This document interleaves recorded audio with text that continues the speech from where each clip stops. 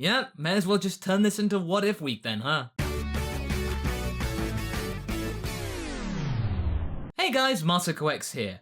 This week really has turned into a bit of a what if special, hasn't it? We analysed the situation if Goku had never met up with Bulma, and then we delved deep into the what if timeline of Dragonball Online. 216 years worth of information crammed into a 13-minute video. Today though, I have a what if scenario that might be a little bit controversial, or at least something very, very confusing, but I think it's definitely worth talking about. Special thanks to Stephen Wasco over on Twitter for suggesting this very topic. I'll do my best to figure something out. First off, let's look at the question.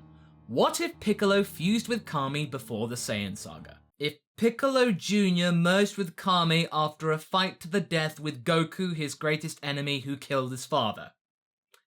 Right. I don't honestly see that happening at this point in Dragon Ball's history for 3 reasons. First, Piccolo was still hell-bent on avenging his father, King Piccolo, who had been slain by Goku just a couple of years earlier. Second, there was no real reason to merge with Kami, and if you remember the conversation that Piccolo and Kami had during the Cell Saga, it took hours of standing around and staring at each other stubbornly to even get anything out of them. Third, at the time, Piccolo is the son of what was described in Dragon Ball, the Devil. Not Broly.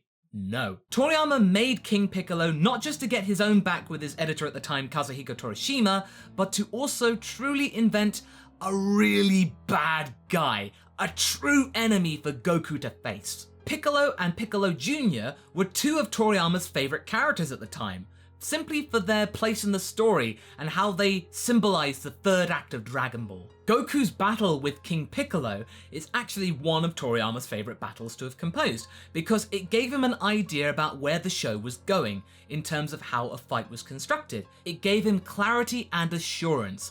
Plus, he really is proud of how he came up with the fight choreography. So you could say that Piccolo's character development is really close to Toriyama's heart. To have Piccolo suddenly do a complete 180 and go from demonic to platonic with Kami would not only be illogical, but also unthinkable in Toriyama's eyes. If Piccolo's fusing with Kami took place in the Saiyan saga instead, would that make more sense? I would personally find this more likely, but not that much more likely. It's certainly better odds than if this were to happen before Dragon Ball Z began. If I were to be cynical right now and think like Toriyama, I would say to Piccolo, sure, you can fuse with Kami and get your power boost, but it still wouldn't be enough to beat Vegeta and Nappa. You'd still need Goku to take the win because, hey, it's Goku. Huh? What? Goku! Okay, geez, God. In a typical manga plot, this kind of thing would never be allowed to happen. But let's say we got rid of that restriction. Get rid of the meddling editors. We could do whatever we want. Well, let me say this first and foremost. This is just for a bit of fun, so please relax if you're a little shook right now. Now, are you ready? Let's go. Now, first off, Piccolo and Goku's fight with Raditz plays the same as it does in the anime, because at this time, Piccolo and Kami haven't fused because, again, there is no need to. And right at this point, Piccolo is on a high. He survived Raditz's attack, proved that he was stronger than Goku, got his nemesis killed, and then kidnapped his son to use for his own nefarious purposes. Talk about win, win, win, win, and win. With having Gohan around, pride and compassion seep into his thought processes. Then the bombshell of Vegeta and Nappa arriving on Earth in little under a year really hits hard. These Saiyans that are coming are multiple times stronger than the one that they have faced. Piccolo and Goku struggled with Raditz. Just think of how much trouble they'll have with Vegeta and Nappa. At this point, Earth would be finished. Wait a minute, the boy. That boy showed a lot of power when he was angry. Maybe I could use that for my own gain. I've got to teach him everything I know so that we can all survive. But ultimately, over the months that follow, it's not enough. Piccolo is getting frustrated at how training is not going the way he wants to. And then it gets to one night, when Gohan and Piccolo are just sitting around, they're at a campfire. Gohan asks Piccolo if he has any family, because he's a kid, he's inquisitive, he wants to ask these things.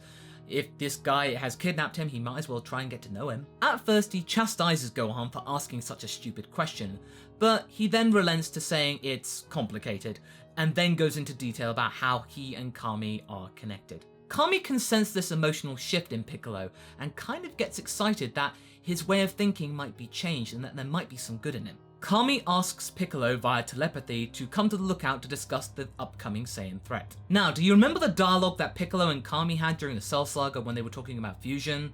Yeah, it kind of plays out like that, only without Nail's temperament being there, so any dialogue that Piccolo was sharing towards Kami would be a lot more vicious. There's no rationale to hold Piccolo back. A massive war of words ensues, but there are no blows thrown because Piccolo knows that if he dares kill Kami, then he too would die. There is a détente, and Piccolo leaves in a huff. However, the training still does not go well, and before we know it, the Saiyans have arrived on Earth. Piccolo can sense their power level, and it is mighty. This is something that they cannot handle at this point. And before they know it, dozens of people are destroyed in the Saiyans' first attack. Piccolo may not be concerned about the people, but they are tearing up what could be his planet. In a last-ditch effort to form some kind of plan, because Goku's frantically trying to run down Snake Way to get back to King Yama's place so he can come back to Earth, Piccolo goes to Kami and demands an answer so they can actually try and figure out some way to beat the Saiyans back. Kami is unsure what to do, but he is ultimately pushed into a decision when he can sense Nappa's volcano explosion take out an entire city. He is letting Earthlings down.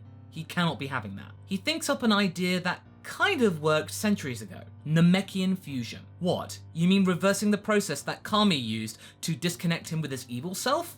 No way, we're not doing that. Be fused with an old geezer who knew nothing and was weak? We don't have any other better ideas, so why not? Piccolo though, like in the Cell Saga, is calling the shots. Kami would not be the dominant part of this fusion. Once this is all done, they'll be splitting apart again. The two then fuse after trying to figure out the best way to do so, like they're sort of kind of doing the opposite of what Kami did centuries ago. Wait, Masako, how would Piccolo know how to fuse? Nail had to teach him how to do it. He didn't know before he went to Namek, so how would Piccolo know? Your theory is wrong. Hang on. You are right. Piccolo at this time does not know about Namekian fusion. However, Kami has a sort of idea, because in Dragon Ball, he wanted to become the Guardian of Earth, but the previous Guardian of Earth wouldn't allow him to become one because he could sense evil in him, and therefore he couldn't trust Earth to Kami at that point, or the nameless Namekian. So who we know as Kami decided to separate the evil part of his body and soul, and then eschew it somewhere else, so it could be separated, never to be seen again. But it obviously would come back as King Piccolo. Piccolo indeed was unaware of fusion, but Kami sort of knew a procedure, only in reverse. It might take a while to figure out how to unsplit a Namekian, but I believe that they would figure it out eventually. They seem smart enough. So now we have a fused Piccolo. Kamikolo, which is a fan term. This reconstitution of the nameless Namekian, like in the Cell Saga, results in a very noticeable increase in strength. Like I mentioned earlier, if this were to have happened in the manga, it would only be as powerful as the story would allow it to be. But if we had no such restriction, then I believe Piccolo would become more powerful than Nappa. Vegeta? No, I don't think so. There are various sources about how effective Namekian fusion can be. Some say it's 2 times, some say it's like 8 times, sometimes say it's 1 billion times. I don't really know. Rather than getting bogged down about power levels and power scaling, I don't want to do that. So let's just think about what works best creatively. I believe that Kami's fusion with Piccolo at the time of the Saiyan Saga will be more powerful than Nappa, and will result in the Namekian being able to hold his own against the big brute, at least long enough for Goku to show up and finish the job. With Piccolo relatively unscathed in comparison to the original timeline, this results in all the other Z Warriors actually surviving. Tenshinhan, Chiaotzu, Krillin, Gohan, they're relatively fine. Even Yamcha. But Masako, the pose. The pose!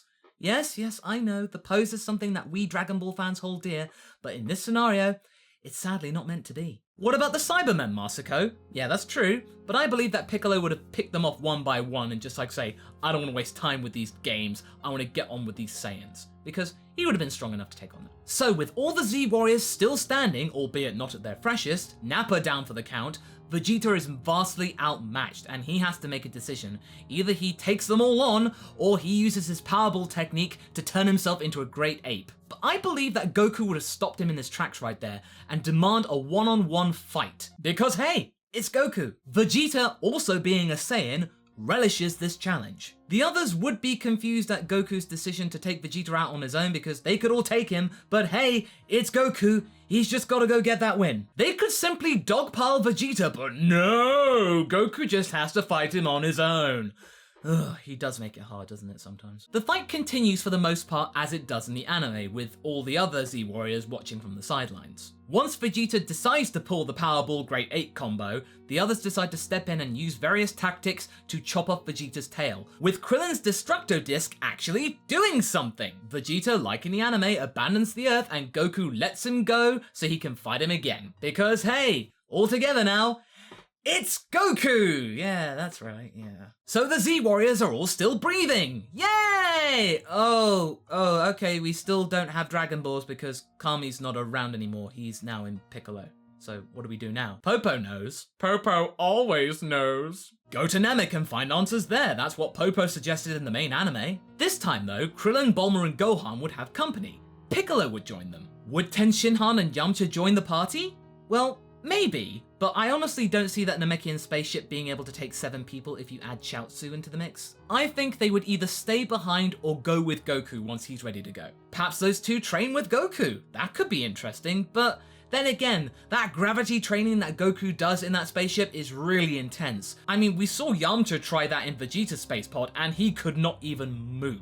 So for the sake of the story, let's just say that Tenshinhan and Yamcha stay on Earth and train. Piccolo would come along because of Kami's innate desire to figure out more about his past and try and find out what his identity is once and for all and gain some closure. For the most part, the events of the Namek saga and the Frieza saga play out as they do in the anime, with the only major difference being that Piccolo's there. Piccolo and Nail would meet a little earlier than they do in the anime, and then they would meet again when Nail's on his deathbed, and then they fuse. Piccolo's resultant power would be strong enough to take on third form Frieza quite comfortably.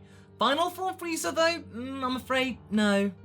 We're talking what makes sense as a story instead of what I would like as a fan. If it were up to me, I would want Piccolo to one-punch Frieza in the face, but that won't make sense. I mean, Piccolo would put up a decent fight, better than what Vegeta could come up with, but we would still need Goku to come and save the day because...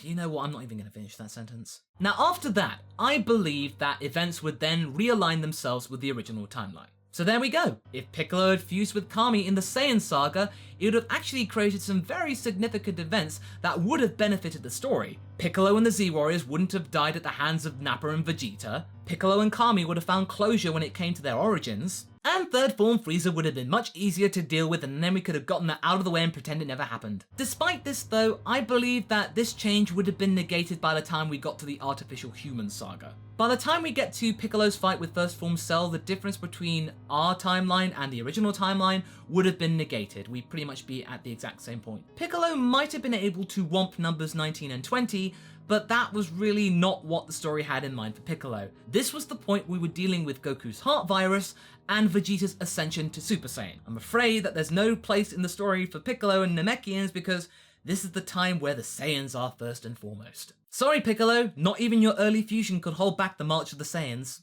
So what do you guys think? Did you like my theory about a Saiyan saga fused Piccolo? Do you think there's anything that I could add to that or take away? Leave a comment below and let's get this discussion going. Anyway, I hope you enjoyed this video. Until the next one, be sure to like and subscribe. Catch you later.